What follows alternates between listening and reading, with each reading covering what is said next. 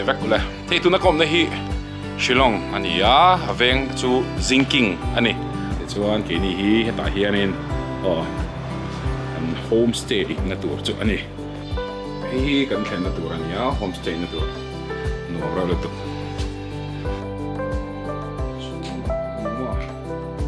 yes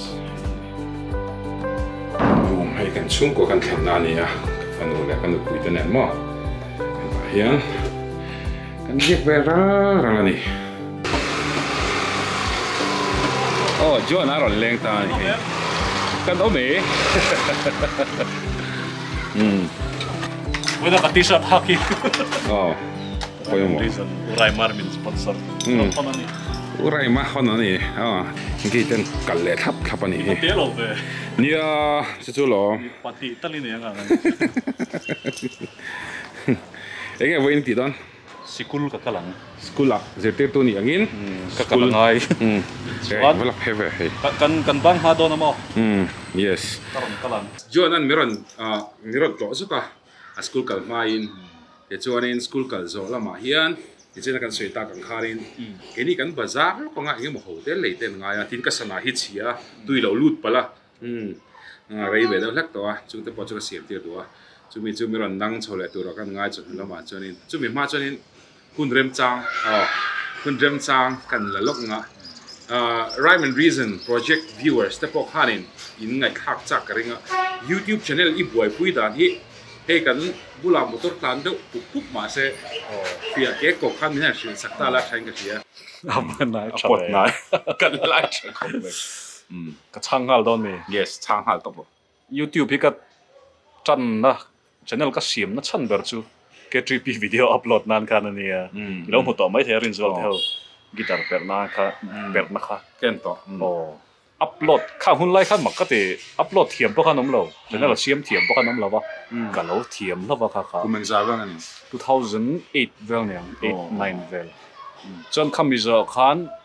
kan thian hoin film kan siam ve a khongai om ti kha ka tui lo to ka movie siam me an chu bi upload nan chon kan mang le a tun naya karon hey YouTuber ang type do karon om chan na chu parody ang dawin Mizo movie trailer ang chi kan narrate thi na mo honest trailer sang chi khanin on khamin nu khanin YouTuber lo om sa visual party te khanin mi ron hret chawa mi ron shout out ne mai niang chu ka video kha react ta ka ta tang khana ron pung hluai sing aro sing kharon kai cho ma se midang ang hianin ma ka son chak ve lova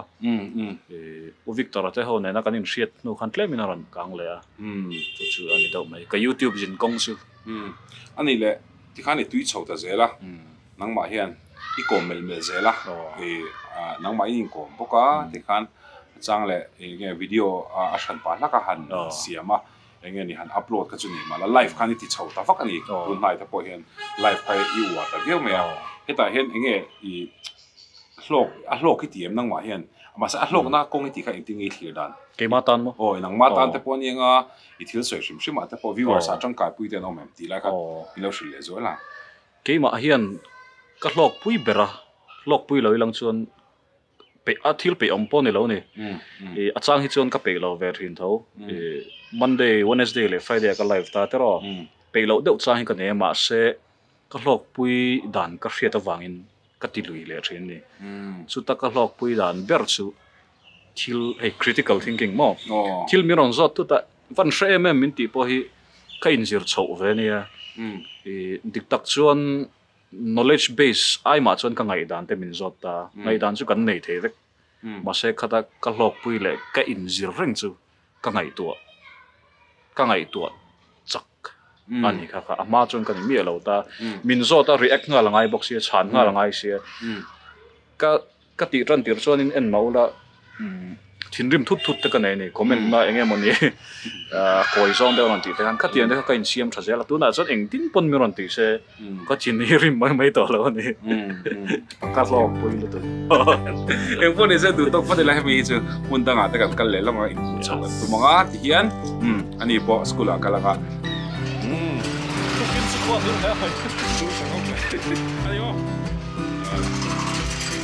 Shillong hi chu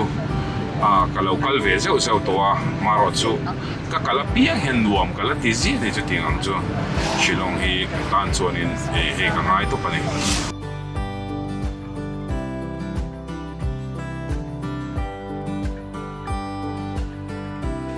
Cleanest Village ti hani ai lakan kal nei ma yan hei pajona ten yan du saka voin hi chol ten la te pui ne ni hi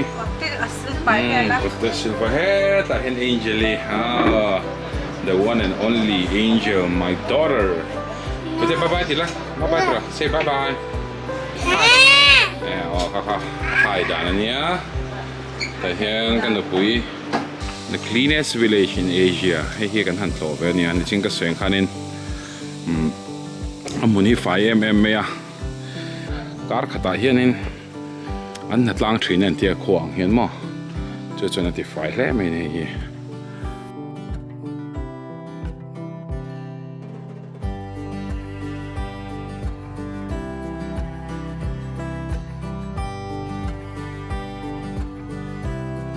Hey Ryman recent project here in Jonah he apologetics tung changa ta po khanin voi ni lai kan thut pui to a tin chu ba ka chonin discussion a ta po khanin in host pui to ni chon ma felanen hian kan lo chuam khop me a ma hi ral kha ta chang khan ta chuanin hey enge mo an soi pathian thuan soi chung changa ta po hen he pa hi chu kan lo ti ve thin khan ye amara chu thil pakhat kan hret chak te kan la in zo si lo hi omin ka hria nang chuan i channel a han lo soi to me thea ke mani project a hian nia ala ri ve tlat lo wa I pathian ne na in to da ni testimony hret kan chak em me ya tun chuma po hian in karon zin don po hian ma fel ne ka han soi du na hemi chung chang hi zo nge te kha kan te kan ril ro khan om ve ni chu min shil them I testimony hi tiếng ấy bùi đâu xây tôi thế này thế là cái tiếng in lâu công trình đó hậu ngày tới anh bị tập thể đó bùi xí in tắc cái lòng thì cái này bùi ngay là được nó sẽ rong bol tu cặp búa trong tới in rong bol tu chung qua in phá sầu sẽ thế kan nia ka pastor te lo nia chu wang chuan in tir ko pola te nga han tin dot kha sei tu kha kan nei lo ani chu rei tak ka buai ta po nia kan klei rol so lai pan pian thar ni le dar zat sei thelo chu pian thar lo ti na te khan mi ti kha tiang zo soi khan oma kan mang ang khop me kan thian ho khanin kan thian pa phat pe zo ini ve tho lo min ti kan nei lo ni kha mà sẽ căn nô căn trip ta khanin khát tiếng vek khan ni lova chum kwa changa pathian char chho sa top ten ama ko thana chang ten ti khanin hey Timothy ang te pa mo pi te atang khanin khát tiếng đâu kha kan ni ve ko thana rambol do chum kwa kan ni wang te po nya ko thana in mang chowa ke trip pi ti khanin apa ngain kan lon chowa mi mit mo chang kan fel em ani ma ro chu kha alo lo om deuh hlek ka ti riat lo khamo sang ni pakwa ni taing ka ria kha tiang pho khan kala bikin ala in khom puya kan che fel em ma kan ashara kan ho kha solai jingking fe bula so anin zurui khá sĩ hậu lâu ông khom pasari về hiện mình lâu thì dinga các chuyện ba khăn măng beta khá sĩ trong khang lòng trong khá sĩ trong á cả sang khá ăn hùa nè không anh cần đó thì cái mình khom cái gì cả cái lúa hiện aron thì bốc mẹ bia một tô là hòn lâu hiện mình lâu hùa nè cái gì ăn nuôi rim trong khang nè cái ta khá nên ăn anh lâu khát ya ake kha a botol ke khanin min vi khan tuma man beta kut na ban le lam ma hianin ka ta mak tun thlenga mak ka ti chu ka chua ka ni a chan chu ka fiat le chu ina ka lo om to ka thien pa po chu om to chu lo ta chu ani ka teleport ti ni ka sian dan ka ra chu ani e khami ba ka liam ka dang ka nei si lo wa min chua thut ti do ni la an ni kha tiang khan ni box si lo min khoi kha an du khom ti kha riata ta khan ka ta trong khan mak ka zo na chu inga tinge ka thi lo khata kan mo khamini hang ka thi lo pathian in rong bol turin min la du niang ti don la rong chu ka bol ve thi tho box se ka ti ta chuan in ti bor la ka lo i lo pa za mai na ni mo ni ti a thi lo kan nom ri wat po hi pathian kho mai na a lo li ji kha ka tang kan ka hota ka thil ti ko sana ka lo che zei le ka tiang zong zong kha ma ka lo ni lo wa chu wa ni sam pathum na chang thum ni sina ka hril che po kha lo davida ka ti ko pa lo ro pui ral nge ama ron khoi tum tu la ka chon bodyguard chiar sen lo to po ne mo ma se amu chi kha ke ko mu to pa ti kha ni lo ma chang um tam po ke ka mu hil chu ka lo ka mu hil ta chu ka han har le lal pan mi lo chel rang trin ni ti kha ka ro pui ka til tu ka khati ko pa lal ro pui pon ama chak na le a thil ti thein na chuang lova amut to meu chuan in pathian so in khai a kai tho le the ni ang khong ai na liu liu ni ti kha kha chang khan in ka chian pha ta ka rong bol ka chu ti khan ka kal pui zel ma se ka zaka ni tak chuan ni ani tak chu ani ko be sam number pathum na hi thil tu te khanin mi lo shet sakula kan react to rhyme and reason hian in sam number pathum na sam reaction a hen kan react to tu na jona sam du ber ni khan china po khan soi to kha khan lo thir le the chuan a thadon hi ka ria lok le zo langa alo mong khop me nia rong bola chung changa hian ipa pastor nia ipa pastor ni ti khanin in tha chona thila te po a ri zing ve dor ani manin chunga khan om zen tam tak nei ka tia chung in khoma te engkima rong bol na po lam rong bola pi lama khan in chunga a ri tam na chuan mi lo khal tu pakhat hi om shim me ni amaro chu ni chinai I seng khan engemoni mania ami mal taka ril ruwa thin lunga athara in don na kha chu sang hi pakwa tuma a thil ton chung chang khan helaya nam dang laka ti khan engo bo na chikara lo twin gam vel lakara khan ti khan in pathian khongai na ani zia he nun na le rong bo na chung chang ata pon ning chu kha khan char chau khan ta angai nom khop me ya thil deal mai te kan thrasunga ka tlang ni lo wang po ni lo ti boy ka thrasu ti ka de chu wang chuan in ka tong trai po hian long thu soi do fe khinia ma se chu ta chuan in ka a chan pakhat chu thil ka deal hian ka mo tak ka deal a min pe nge zel ni em tir nan scooty hi hemi ka nei mai hian college mun thuma ka thoka pakhat heta oma pakhat PB thang de ya ko no ma chuan pakhat a le lam hei triangle langi na mai chu civil hospital po am shu bia ke li rian ka kala pakhat atanga dang thlen le tur khan in dar kar chan ve tal te ngai ke chak theng do khal pon ti khan class kha kamis fo ta ni ta chuan kanu chuan khami ma de chang to han scooty ma mo min ti ka ma mo lo ka ti ke ka kal thea ka ma mo lo ka ti amaro chu khatia ka na ka hlen thei lo fo ta khanin pathian ka dilang ka te chu example pa ka te chu pal pa scooty ka mo a min pero ka ti amaklu tu ka cousin pakhat kargil om sipai engei ti thin aron tia ei college sa te ka thok ve ka ti ka scooty hi ka mang lo mang ta che ron tia chu anh kar re lo tu min lon pe top me tu na mi pathian na min pek de top ani hei a le na tu reng tin na mani ka thok chu kang te chu lo ni se pathian min pe chu ka ti thei tho wang ama ro chu min pe chiang lu tu kha khatia te po khanin tinga ka sayan ka dila pia min pe ka wang hian thil dil reng hi kein thla sung tri alo mom le tu khan china scooty ka chani china ron khan ta kan atir lama han kan de zuk thonga ka she thiam dan tu nei thil soi ka chu pathian ming anara na lam kha ta khanin ka shia ko de chen te khala kha etinan bo na kan ti e rong bo la chung chang ate po niang etena ku kar phit thei lo ti te po khati nga te po khala dil thei ve kani kha chu om ve le reng tho amara chu anina a soi dan lo she thiam dan chuan a du taka shet ama tlangwala ni na tangin zetir tu ni na tangin ขัดอย่างสองจังคันประเทศมิงอันหลับนั่นแหละประเทศให้เราทิลดีละขัดเจ้าดีต่อจะเชียงเองมาทิลดังไอ้ชนินไอ้เงี้ยแล้วป้าที่เสียดึงไปแล้วทั้งสองไอ้เจ้าวันก็ที่เวงติงต้องจีค่ะขัดอย่างจีใครหนีกันเสียอันไหนต้องครบไหมนึกปุยโป้กันแล้วดีเรานึกปุยโป้ดีเรากันดีเราแต่กันนู่นเห็นกันก็ป้าเห็นนึกปุยตัวเตะดีเทรนตัวเดียงอกันแต่กันแล้วดีเรามันก็ดีมินเป็นไม่โดนนี่ก็เสียกันเล่นเป็นบ็อกซี่เรานึกปุยดีตัวส่วนเนี่ยกันละมันเราไอ้เงี้ยหมดแต่พวกเขามังแต่พวกเขาว่าเขาจะจังคันดีดันตัวแต่พวกเขาเสียเฉาเทกันจริงอ่ะเอ็งพอดีเช่นอีมันหุ่นเวลาเราดีวัดลาชังตลอดปีแค่ไรสักอันนู้นแล้วป้าแต่พอตัดตะเกียงกันหันมุดตัว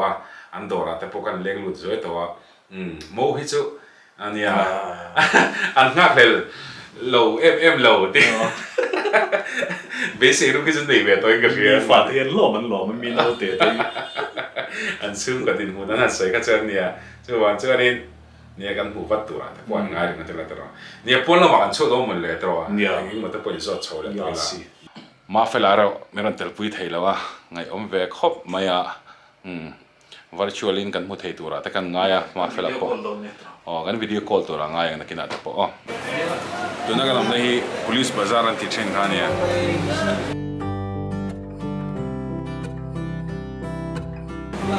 i dossier an ti mo atu me ko me an dossier hi kan i don ni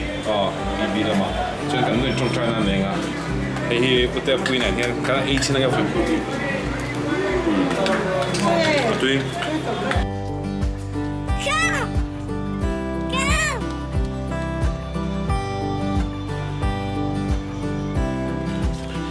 Angel.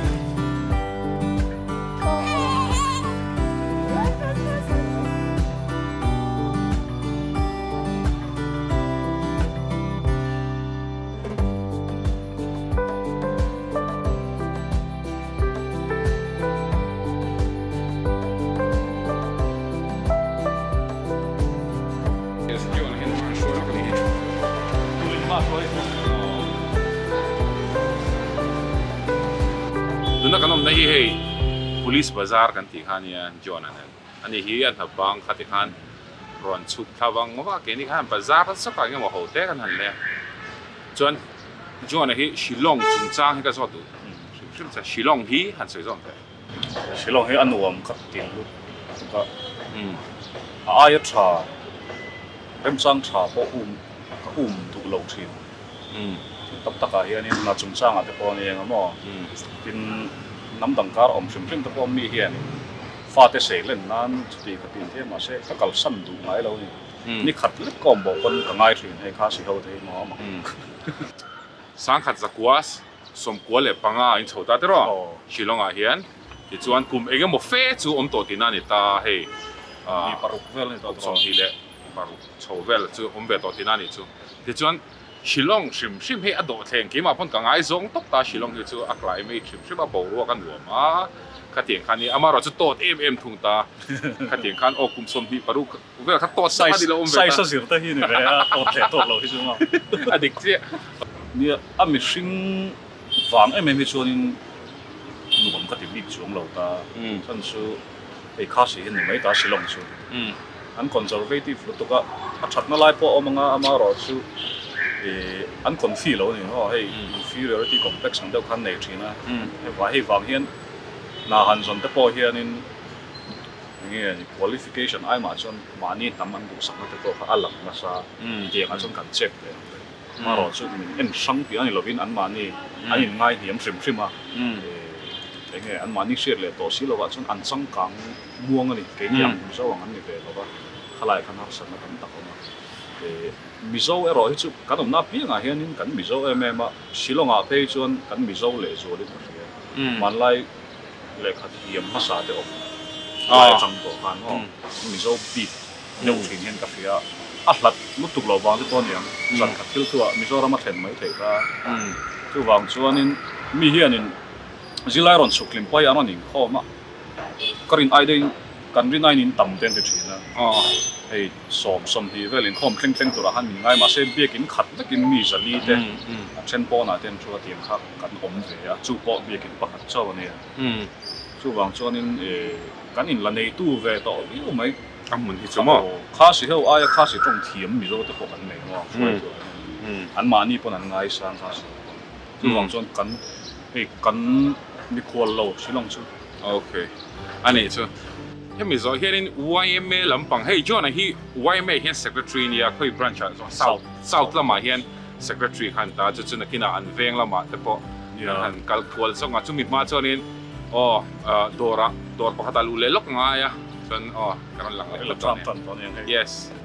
pi police bazaar parking na mun mo motor parking na mun atangin ni ati hian singlai da ti da tum theng ten ma bo sing sa re to kan kala no ini thina nang ma chu ni thin hey get piang song ten okay thin chaya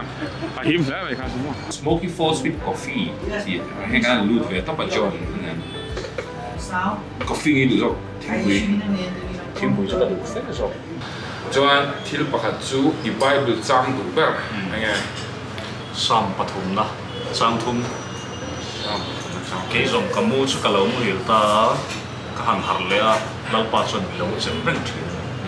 ha ka chang du ber ne Leva tangwal da chon hei chocolate lam flavor khan ta ke nei patling ho chonin chon ni le la du ber hei pathian lai du ber he eng po sap la mo eng po nei se mi yes he chu ngai to po ngai lo hi chu siam mo ta come thou fount of every blessing kha ke thara khan yan sa ni kha moi ka tilu to ga mizo tong ka le lim don ka ti ve ngo ta ama ro chu ka pan he chu mizo tong ino a mang a chan chu tha do tong pa no ma ti eng la ngai ka ti a hre bok si lo ga thu kha chu si ani chuan ka zong na sa lom kha la kha Christian la bu ha na ro ma za de som ruk le palina mal som tin reng na local la fak thin lung min rem ti ro ki kha lo yo ma se thlu bai nang lo ba a thlu khanin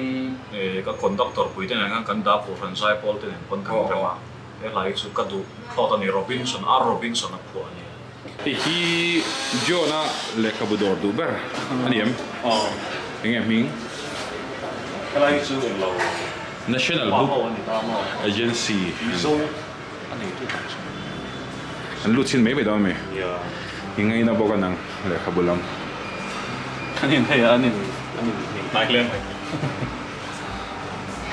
so in pharmacy ani ne hu professor a cha sin Hemo cha thatel ter fok mai le chiat da la chiar lo pul tlat nai na to ba lo he ta in dor thinam le kabu te le thinam lai hi ani te uk I le na per he Jona le kabu le na thin e tiang te hey a indigenous to mo Shillong nongrin pe su Shillong ani Shillong a base no tel a ti fa tam mun da ngai chuan in international le kabu tam dio na he mi hu nai chuan ki a lo om de ha so so ke pa ma ji de ani le thom ha chung chang hey mai thom noi ni wara a wa lo lut to ka in how treat how thin rok cha hey thing ti vel te poi ka thong nu la truly ti lem lo ka ti la ka thiam lo ka hey ka va in la simple wang pon le ka thiam lo ka sei hi ba chu ani to ani le Shillong nuam ka ti na chang ko ni and simple hey simple ke ma ni ai na lo hi lo on ve thei se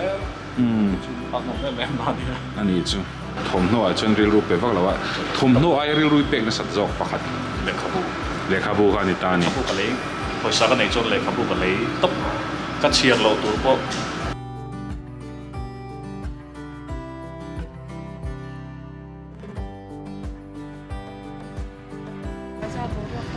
hianin Jonathan nen kana ani kha scooty ron kenga chana lo han tlan chawa Shillong lama aloina ko shan wa kan en le lokanga re lo te chuan voin hi ruasura hey Shillong lam chu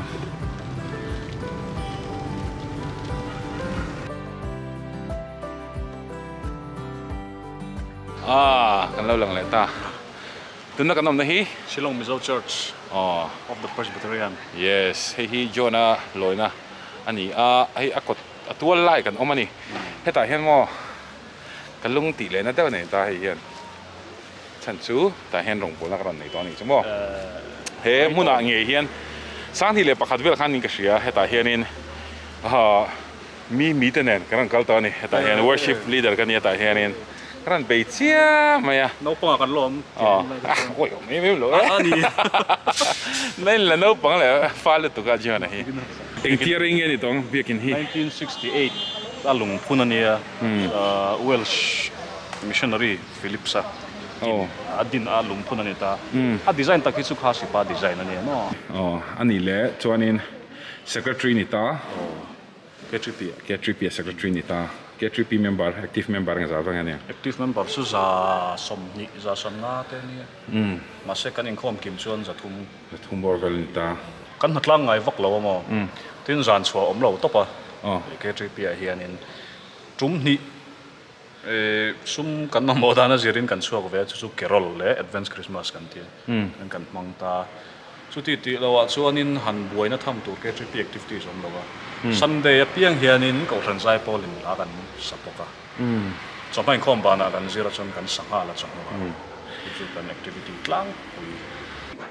ka la thungai mi lo ni hi ka ngai to chi sit do khom ta sit chu socialize sound duty so ni sound duty hi ka pui thi ka lo met boi ve thi na chu ne do ber me boi ka poi mo lom ka lom boxi mixer thiam boxi lo fa chuanin mo ani le hei K3P chung chang kan sei ta secretary ni angin thalai hemi abikin K3P huang chung I mu dan shim Mizoram chu ka chi mu tuk lova ma se heta po kan ti sual at mayang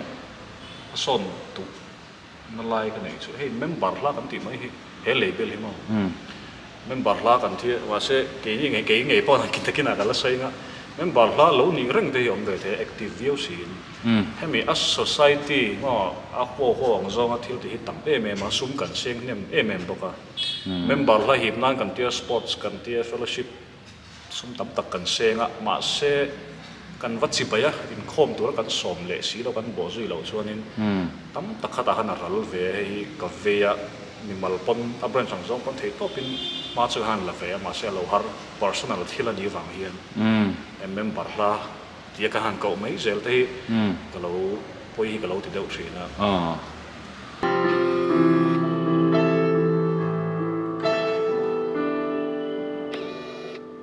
lahi ani le Jonah family laksa pe wa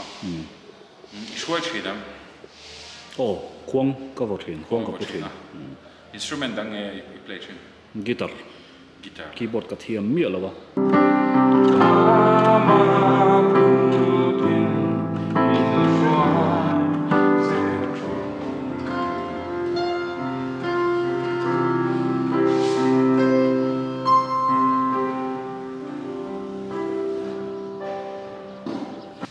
bial to pastor ming Reverend Dr. Ning Than Sang ania All India Sunday School Association Aisa Khanin General Secretary ni China khata changaron chau khania mo South Korea depo alo su pastor to thin ka ria om chu om nge ya ni le ko san upa zange ta henom ko fran upa hi pasari vel oma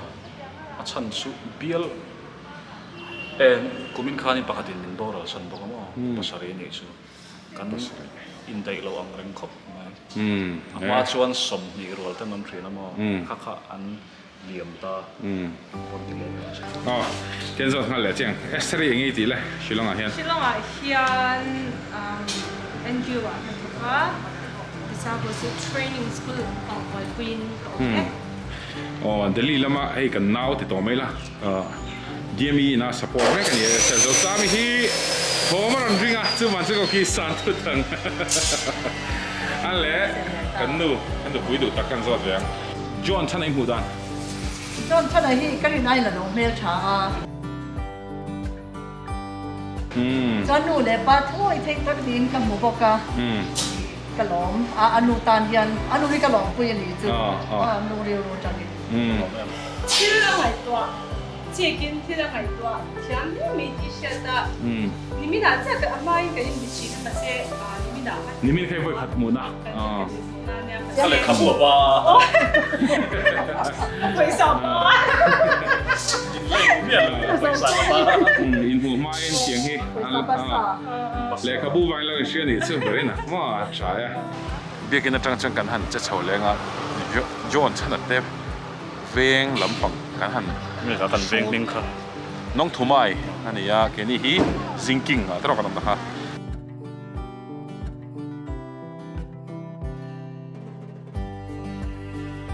เฮ้ยตัวนั้นเห็นไหลลำปังอันนี้อ่ะ ได้กันโดน เฮ้ยย้อนอ่ะแต่โดราเฮ้ยมันกันแหละสักอันนี้ ไอ้ที่กันโดนนี่ ไอ้นี่ก็นั่นอยู่ ย้อนนั่นนู่นอันนี้อ่ะเฮ้ยย้อนอ่ะป่ะ ขับพี่เต้นี่ อ่าเฮ้ยเต้ หัวอันนี้ แต่เฮียนจวนแต่เฮียนดอร์อันไหนพวกอ่ะ เจ๊กันหนี ส่วนไอ้ลายอ่ะเห็นเอา opposite ลูกอ่ะเห็น field ออกมาตัดจังนั้น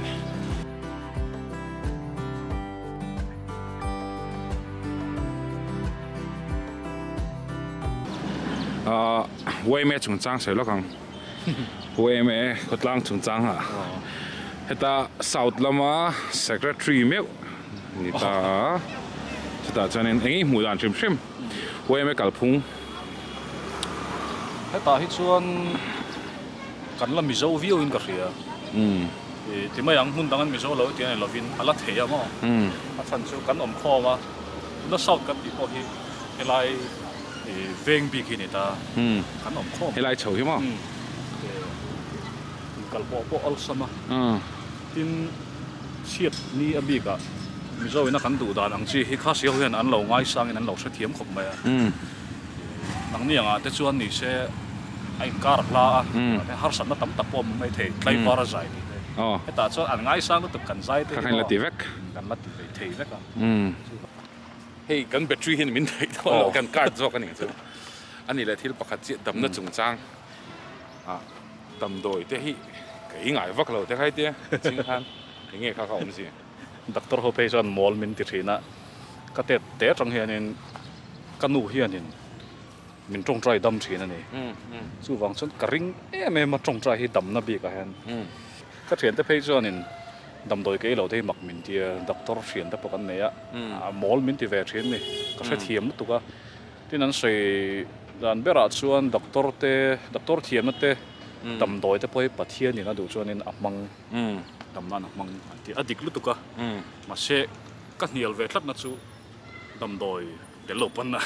มีติดดำเทนี่ติดแต่ดักตอร์เดี๋ยวหลบปันติดดำเทติเกี่ยมาอัดเสียนมาวางเฮียนดำโดย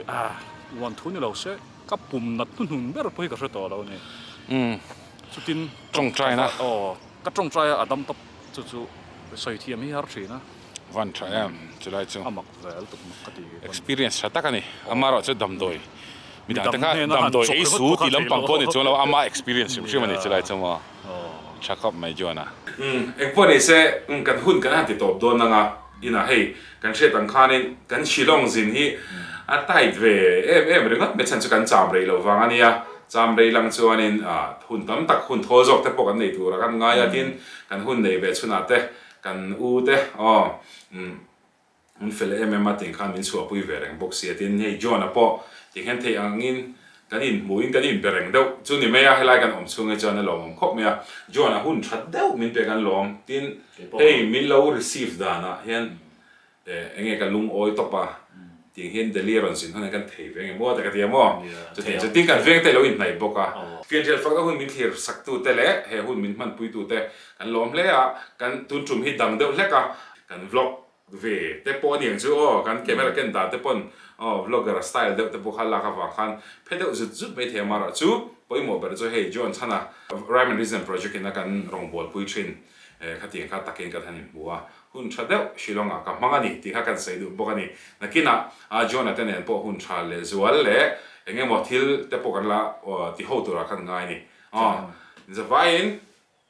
มันชาเล่กันพูดเลยทั่วตัวเนี่ย Rhyme and Reason